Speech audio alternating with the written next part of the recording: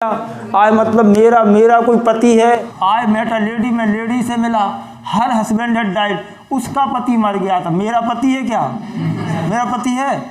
तुम्हें पता नहीं है? तुम हो एक अगोचर सबके प्राण पति। कौन है पति? और हम लोग पढ़ रहे हैं कम्प्लेक्स सेंटेंस में एडजेक्टिव क्लॉज। ठीक है, एडजेक्टिव क्लॉज में आपको समझना है रीजन। रीजन का मतलब है कारण, और कारण के लिए हम क्या जोड़ेंगे? वाय से जोड़ना। किससे? तो नियम ये है कि जब किसी एक वाक्य में द रीजन शब्द दिया हो, दो वाक्य हैं, किसी एक वाक्य में एक सेंटेंस में द रीजन शब्द दिया हो तो द रीजन को हटाना है और उसी सेंटेंस को पहले लिख करके वाय से जोड़ देना है। तो जल्दी से सेंटेंस में कहीं भी तुम्हें द रीजन लिखा दिख रहा है? पहले सेंटेंस में कहीं द रीजन लिखा है?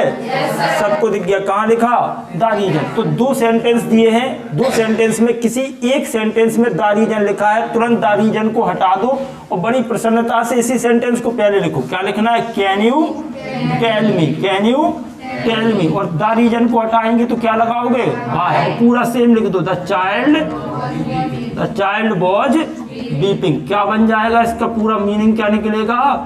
कैन यू टेल मी, क्या तुम मुझे बता सकते हो why the child was weeping, बच्चा क्यों रो रहा था। लास्ट में चिन्ह कौन सा लगाओगे? क्यों लगाया? भाई की वजह से नहीं, भाई तो कंजक्शन है। हाँ, कैन की वजह से। ये सेंटेंस हेल्पिंग वर्ब से शुरू है। जब भी कोई क्वेश्चन वर्ड दो सेंटेंस को जोड़ता है तो वो कंजक्शन बनता, इसलिए उसके बाद हमेशा सब्जेक्ट लिखा जाता और लास्ट में फुल स्टॉप आता। लेकिन ये हेल्पिंग वर्ब से शुरू है, इस वजह से हमने क्वेश्चन मारा। अब दूसरा सेंटेंस देखो, क्या दूसरे सेंटेंस में, इन दोनों सेंटेंस में किसी एक में भी द रीजन लिखा दिख रहा है? सबको दिख रहा ना? कौन से सेंटेंस में दिख रहा? हाँ, जैसे ही देखा द रीजन, मुस्कुराना है। अरे द रीजन वाय से बनेगा, किससे बनेगा? ये पढ़ने का। अब तो ये नहीं कि द रीजन, ये तो कठिन क्या है पूछ लो, हमसे नहीं बन रहा सर। ठीक है, नहीं तो द रीजन बड़े मुस्कुराते। अच्छा भाई क्या? तो इसको पहले लिखो डू यू नो, और जैसे ही द रीजन को हटा के क्या लगाना है?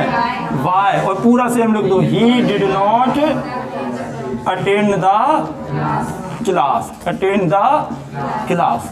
अच्छा, हमारा मानना ये है हंसी मजाक में और बड़े प्रसन्नता से पढ़ी हुई चीज़ें दिमाग में लंबे समय तक याद रहती हैं। बड़े प्रसन्नता से पढ़ाई करो, पढ़ाई को बर्डन नहीं समझो, बोझ नहीं समझो।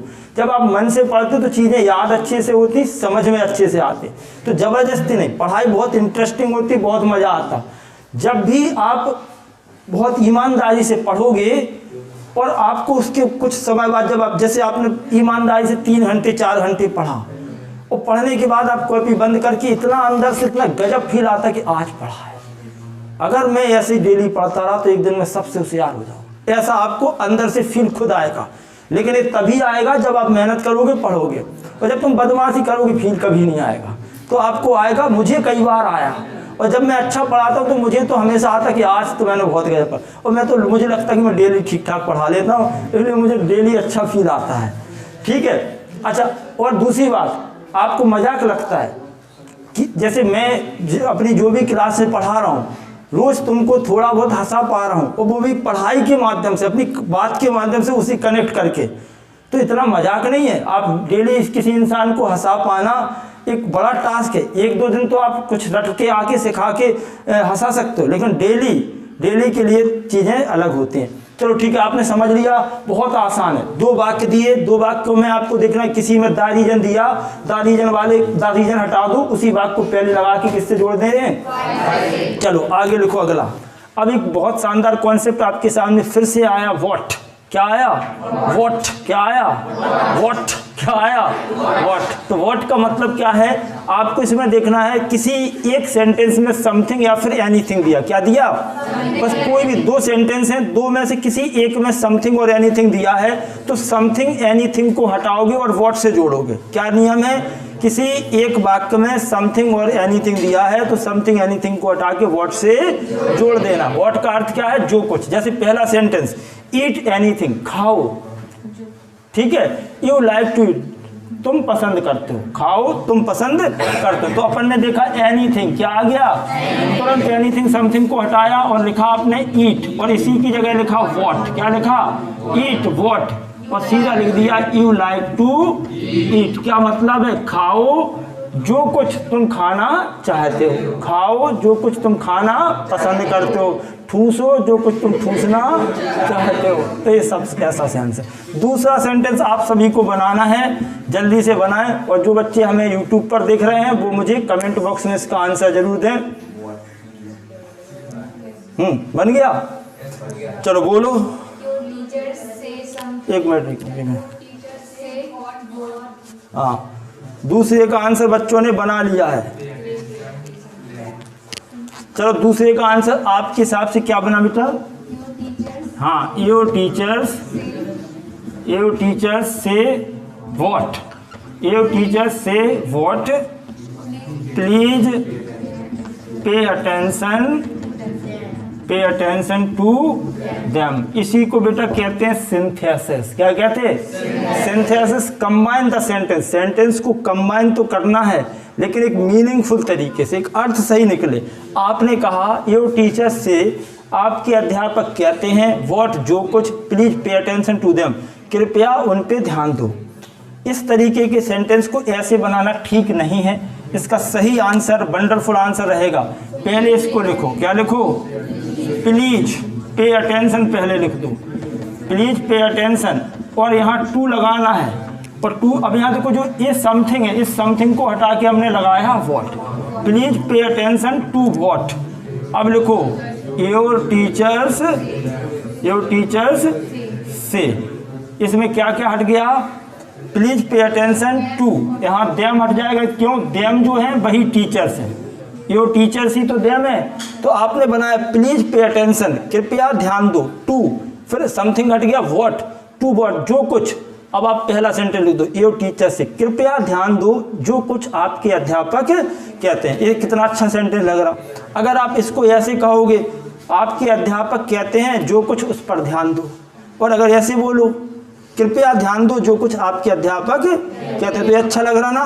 तो सेंटेंस मीनिंगफुल भी होना चाहिए। जैसे आप स्टेशन पर जाते ना, तो वो वहाँ बोलते ना, क्या may I have your attention please, Delhi से मुंबई जाने वाली ट्रेन प्लेटफॉर्म नंबर 4 पर आएगी। ऐसे बोलते ना, अच्छा लगता है। ऑब्जेक्ट के लिए हम किस कंजक्शन का यूज करते हैं? हुम का। किसका? ऑब्जेक्ट के लिए हम लोग किसका यूज करते हैं? हुम का। इसका नियम क्या है कि पहले वाक्य के सब्जेक्ट या ऑब्जेक्ट का ऑब्जेक्ट दूसरे वाक्य में हो। क्या लिखा मैंने? क्या कहा? पहले वाक्य के सब्जेक्ट या ऑब्जेक्ट का ऑब्जेक्ट दूसरे वाक्य में हो, तो दूसरे वाले वाक्य के ऑब्जेक्ट को हटा के किससे जोड़ना है? हुम से जोड़ना। तो पहले ये देखो, क्या पहले वाले वाक्य के सब्जेक्ट का ऑब्जेक्ट दूसरे वाक्य में है? जरा समझो। आई हैव अ सन, मेरा एक बेटा है।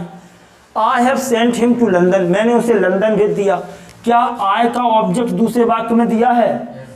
आई का ऑब्जेक्ट दूसरे वाक्य में नहीं दिया। ये जो हिम ऑब्जेक्ट है ये मैं हूँ, और हिम कौन है? मेरा बेटा है। आई हैव अ सन ये सब्जेक्ट हो गया, और ये इसका मान लो ऑब्जेक्ट है। तो इस ऑब्जेक्ट का ऑब्जेक्ट दूसरे वाक्य में है कि नहीं? तो इसमें सब्जेक्ट का नहीं है, सब्जेक्ट का कुछ नहीं है। पहले वाले वाक्य सब्जेक्ट का ऑब्जेक्ट दूसरे में नहीं है, जबकि पहले वाले वाक्य ऑब्जेक्ट का ऑब्जेक्ट दूसरे वाक्य में। कैसे? ये ऑब्जेक्ट है, इस ऑब्जेक्ट के लिए दूसरे वाक्य में जो ऑब्जेक्ट क्या यूज किया गया? हिम यूज किया गया। तो जब भी इस तरीके की बात हो, पहले वाले वाक्य सब्जेक्ट या फिर ऑब्जेक्ट का ऑब्जेक्ट दूसरे वाक्य में, तो इस ऑब्जेक्ट को तुम्हें हटाना है, इसी की जगह पे क्या लगाना? हुम, क्योंकि ऑब्जेक्ट की जगह पे लगता ही हुम है। तो आप लिखोगे आई हैव अ सन, मेरा एक छोरा है। इसको हमने जोड़ा किससे? हुम से। Whom I have sent to London, तो मेरा एक बेटा है जिसको मैंने लंदन भेज दिया है। मेरा एक बेटा है जिसको मैंने लंदन भेज दिया। अब आप कहोगे सर ये कौन सी बात? आपने कहा था लिविंग को तो हु से जोड़ते, लिविंग को तो हु से जोड़ते, और सन भी तो, जो मोड़ा भी तो लिविंग है, तो मोड़ा लिविंग है कि नहीं? तो लिविंग है तो हु से काहे नहीं जोड़ रहे? हम नहीं खेल रहे, हम तो हु से लगा रहे। तो कॉन्सेप्ट समझो। वहां मैंने ये कहा था जब पहले वाक्य के सब्जेक्ट या ऑब्जेक्ट का सब्जेक्ट दूसरे वाक्य में हो, तो हम क्या करते हैं? उस सब्जेक्ट की जगह पे हु या विच का यूज करते हैं। लिविंग के लिए हु, नॉन लिविंग के लिए। तो सब्जेक्ट की बात होगी तो सब्जेक्ट की जगह पे हु आता, ये ऑब्जेक्ट की बात हो रही इसलिए हुम ही आएगा। अच्छा, अब आपके दिमाग में आया सर हिम को ना हटाए तो जरा देखो पोस्टमार्टम हो जाएगा। आई हैव अ सन, मेरा एक बेटा है। हुम आई अगर मैं लिख दिया whom I have sent him to America, मेरा एक बेटा है जिसको उसको मैंने लंदन भेजा। तो जिसको उसको का क्या मतलब, जिसको मैंने लंदन भेज दिया, समझ रहे ना। आशीष जरा दूसरा सेंटेंस बताओ। हाँ, Anoop is a good boy, Anoop is a good boy. अब देखो अनूप जो है, अनूप का ऑब्जेक्ट आप कहेंगे दूसरे वाक्य में नहीं, सच में देखा है जो अनूप है उसी का ऑब्जेक्ट हिम है, यानी कि इसमें सब्जेक्ट का ऑब्जेक्ट दूसरे वाक्य में दिया। अब वो एक सौभाग्य से है कि जो अनूप है वही गुड बॉय है और वही हिम है, तो वो एक चल जाएगा, लेकिन सच में देखा जाए तो अनूप सब्जेक्ट का ऑब्जेक्ट दिया, इस हिम को हटाओ, Anoop is a good boy और आपने क्या लगाया, whom I teach इंग्लिश। जब आप बोल रहे थे Anoop is a good boy, Anoop के मन में लड्डू फूट रहा था। Anoop is a good boy, Anoop एक अच्छा लड़का है, whom I teach इंग्लिश, जिसको मैं अंग्रेजी पढ़ाता हूँ। ठीक है, क्लियर हो रहा ना। अब अगला पॉइंट होगा आपका रिलेशन। जब पहले वाक्य के सब्जेक्ट या ऑब्जेक्ट का रिलेटिव शब्द दूसरे वाक्य में हो, अब हम रिलेटिव शब्द की बात कर रहे हैं, पहले वाले वाक्य के सब्जेक्ट का या फिर ऑब्जेक्ट का रिलेटिव शब्द दूसरे वाक्य में हो, तो उस रिलेटिव शब्द को हटाना है और जोड़ना किससे है, हुज से जोड़ना है। हुज किसको जोड़ने का काम करता है, रिलेटिव शब्द को। तो यहाँ पहला सेंटेंस लिखा, आई मेट अ लेडी, मैं एक लेडी से मिला, हर हस्बैंड हैड डाइड, ये बेटा हैड लिखा है, उसका पति मर चुका था। अब यहाँ देखो पहले वाले वाक्य का सब्जेक्ट क्या है, आई।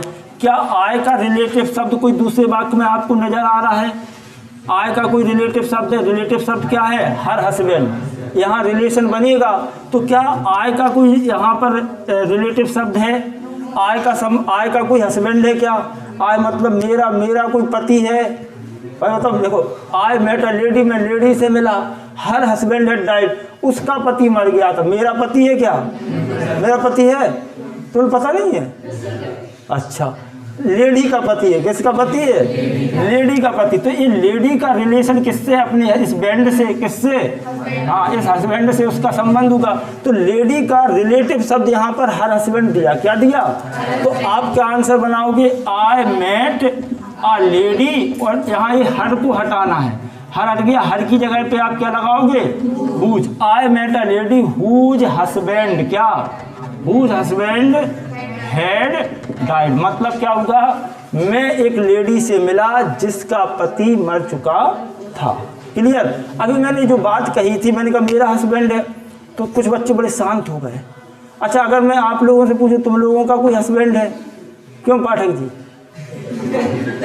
अब इन्हें हंसी आ रही क्योंकि पाठक जी का नाम ले लिया। अभी जिनको हंसी आ रही उसका नाम ले देते तो फिर अन्य लोग हंसते। तो मैं जो पूछ रहा हूँ वो कोई मजाक की बात नहीं, बहुत सिंपल और अच्छी बात पूछ रहा हूँ। बताओ तुम लोगों का कोई पति है, अच्छा मैं कहूँ मेरा पति है, तो तुम्हें कोई तकलीफ है, तकलीफ है, अच्छा देखो मैं इसको क्लियर कर दूँ। आशीष बता रहा था, आशीष है पति है, देखो वैसे कहीं कुछ नहीं है, ये सही बात है, लेकिन एक आरती हम लोग गाते हैं जो अपने हर व्यक्ति अपने घर में गाता है, जितने भी मोस्टली हिंदू धर्म से बिलोंग करने वाले लोग हैं। उस आरती में एक लाइन है, क्या आपने सुना ना, उसमें एक आरती में एक लाइन है, तुम हो एक अगोचर सबके प्राण पति।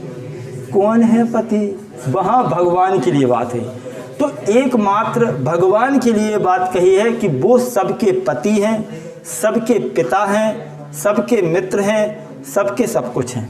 ये लाइन सिर्फ भगवान के लिए अप्लाई होती, बाकी किसी का ना कोई पति है, ना कोई पत्नी है, ना भाई है, कुछ नहीं।